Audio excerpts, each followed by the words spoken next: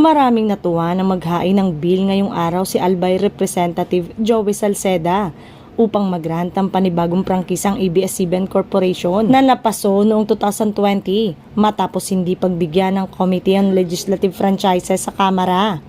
Ang nabanggit na bill ay House Bill number 11252 na may pamagat na An Act Granting the ABS-CBN Corporation a franchise to construct, install, operate, and maintain television and radio broadcasting station in the Philippines and other purposes. Mababasa rito na pinatotohanan daw ng Securities and Exchange Commission at Bureau of Internal Revenues sa naganap na House deliberation na wala silang nilabag na ownership restrictions at walang pananagutan sa hindi pagbabayad ng buwis. Ang pagkawala ng prangkisa noong 2020 ay sumabay rin daw sa pagkawala ng trabaho ng halos 11,000 na empleyado ng kasagsagan pa ng pandemya.